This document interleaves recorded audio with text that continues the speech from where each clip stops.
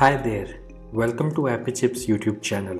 I am Ambajan and today we will learn how to install this app on Mac using Homebrew, which is also popularly known as simply Brew. But before we get started, let me answer some frequently asked questions first.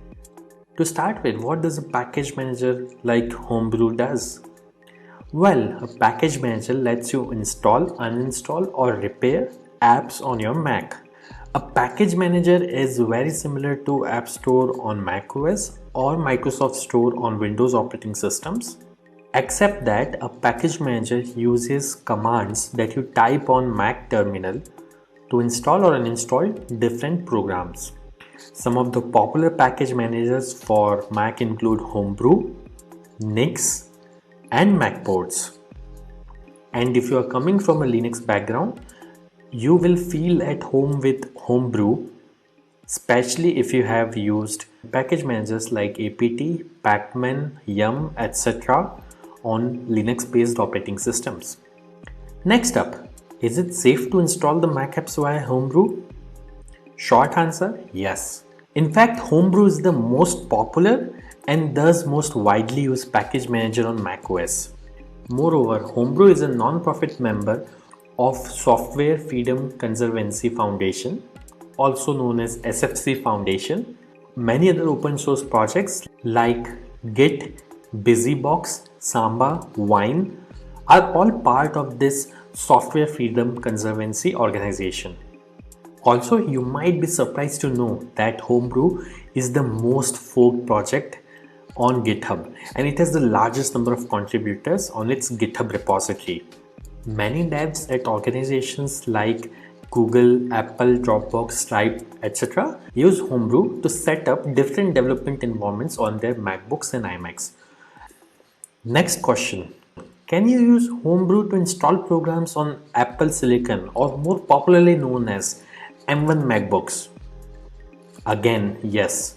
Starting version 3.0 of Brew, Apple Silicon is now supported on Homebrew. In fact, Homebrew also supports programs that are at the moment only supported via Rosetta 2 on Apple Silicon. Now that I have answered your questions on safety and compatibility of Homebrew, let's get to the installation process. Before we can install anything using Brew, we need to install the package manager itself, that is Homebrew, on your Mac. So let's see now how can we install Brew on Mac. Let me open my Mac here. First, you need to press Command and space on your keyboard. This will open Spotlight Search on your Mac. And then you have to type terminal.app. You will see this terminal app. Simply double click on it to open terminal. Let me maximize this terminal window. Now we need to copy paste the command to install Homebrew from the Brew website. So open your web browser and simply go to the website brew.sh. Once you are on the website, you will see this section called Install Homebrew, which has a command that you can simply copy by clicking on this button over here. Once it is copied, you have to go back to terminal, right click, paste. Now that the command is copy paste over onto this terminal, press enter. This will start Brew installation. Now it is prompting me to enter my user's password on Mac. I am going to type the password now, but it won't be visible on your terminal. Once you have entered the password, simply press enter, and if the password is correct, the script will continue. Now it is saying press return to continue the installation.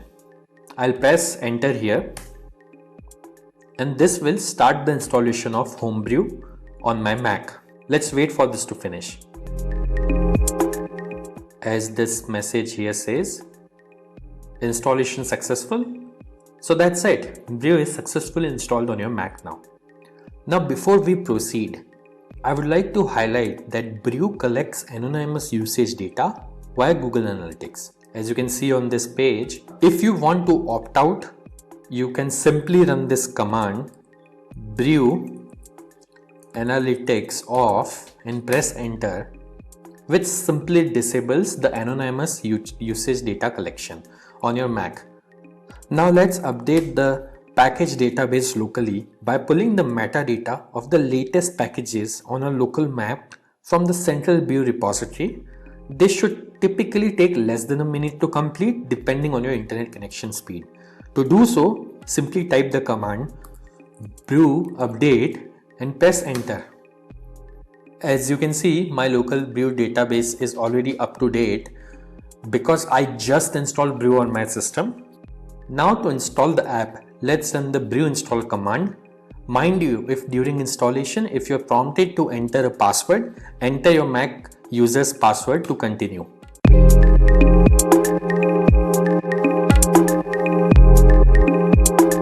That's it. The installation was successful. If this video was useful, don't forget to hit the like button. And if you faced any problems during the installation in this video, please leave a comment below and somebody from AppyChip team will reply back to you. If in future any app installed using Brew stops working, then you can simply reinstall it using the command brew space reinstall space the name of the program. For example, I'll try to reinstall this program called Hello, which is already installed on my system. As you can see, it is downloading the program and it says reinstalling Hello, and now Hello is successfully installed. And if you want to uninstall any app installed using Brew, simply run brew space uninstall space the name of the program. In this case, I will try to uninstall the program Hello, which is already installed on my system. As you can see, within a few seconds, it says the program is successfully uninstalled. Also, over time, Brew might end up consuming disk space on your Mac as it keeps installers of the programs that you had installed on your hard disk in a cache directory. So you can use the brew space cleanup command once every 6 to 12 months to free up some space on your Mac. This command removes app installers and older versions of the packages only. It would not uninstall any of the apps that you have installed. As you can see, Brew Cleanup was successfully run on my system. So do subscribe to our channel as we have tutorials for installation of over 9,000 programs on Mac, which will come handy. If you need to install other apps on Mac in future, chances are that we have got it covered already.